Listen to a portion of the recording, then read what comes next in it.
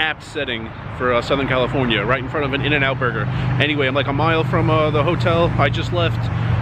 Heading back to Vegas. I know I didn't get anything in the middle, the wineries, the dinners. I got the drive in. I'm getting the drive going back. Two very special places I'm stopping on the drive back.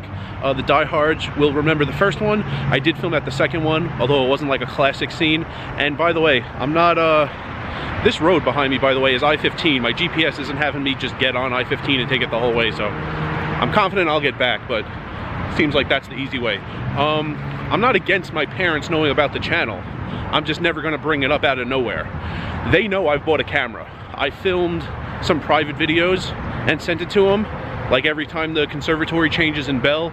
Also, when I was in Idaho last year, I took a self-guided tour of Boise State. I filmed like the whole thing and sent it to them. They know I never had a camera, and they know now I do, and they never asked why I bought one. That's all it would take. If they said, why did you buy a camera? I would tell them. I'm never gonna bring it up on my own. They need to ask. So I'm not keeping it a secret, but they don't know, and they still never asked. So I will see you at the first stop. Classic stop for the channel. I'm back. I'm back to the shack. You remember this place? May last year, I think it was. Okay, I wanted to do this outside, but it's like incredibly windy. And I found this shack next to a diner. Don't know what it used to be. Now it looks like people come here and just drop off garbage. The shack has seen much better days. I don't even know if you could hear me with the wind. Let me get inside.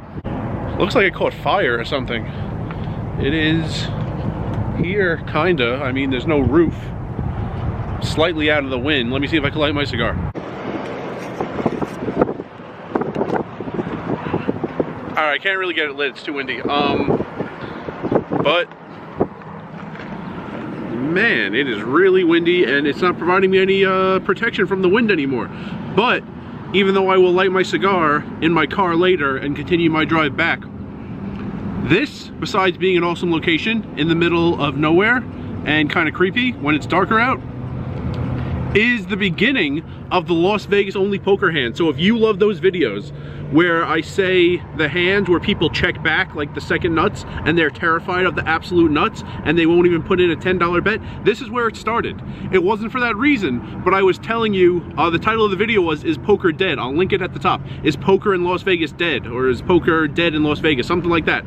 And I was telling you all these hands that happened to me where in other cities I would get all in and I would have won, and in Vegas at that time from January 1st up to whatever date it was, I like expected to win so much more money, and I didn't because people were just like checking back things and they weren't raising and they weren't getting all in.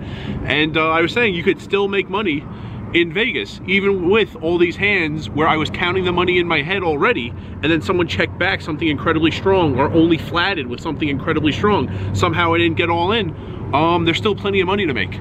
And then that evolved into me just telling you hands where people are absolutely terrified. So it's still standing. I mean, I kicked it before I went inside just to see that the structure that's still here, you know, would still make it. But yeah, it looks like a fire.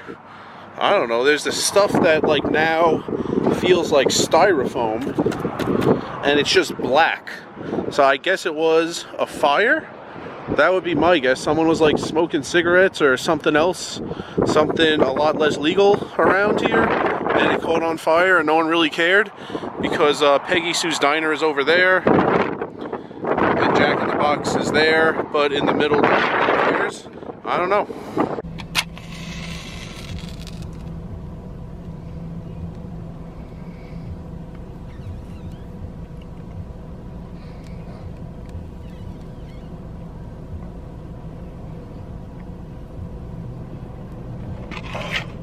Ghetto ashtray. Paper cup from my parents' hotel room filled with a little water. Well, not filled, with a little water at the bottom. So, one more stop. Not quite as historic to the channel as this shack. Actually, as far as historic things go, I think in the outro, when the guy says, I got it at the stadium, I think that is like the top tier of rice is a spoon food lore. And probably second will be the shack. I mean, there's really no debate over saying I got it at the stadium, that quote being number one. What do you think is number two? like the most memorable thing, the most memorable spot, the most memorable quote, something like that. What do you think is number 2? I mean, I didn't really plan on saying these things, so I haven't thought about it for a while, but on the walk back from the shack, I couldn't think of a better number 2, but there certainly could be one out there. So leave it in the comments. What is the second best moment or recurring theme or something like that after the guy saying, I got it at the stadium? And I don't know what he got. The friend of mine who took the video, English is not his first language. Also, I think he was focusing on playing his hands and filming me. He probably didn't even hear that. So if I see him again, I'll ask him if he remembers what the guy got at the stadium, but I wasn't at the table, so I have no idea. A lot of you have asked in the comments. So I'm gonna drive about 80 more miles and stop at the second place on my way back to Vegas. Okay, didn't stop in that second place. This is actually the next day. I'm in Excalibur. It's I definitely filmed there. It's a place that has 30 types of jerky.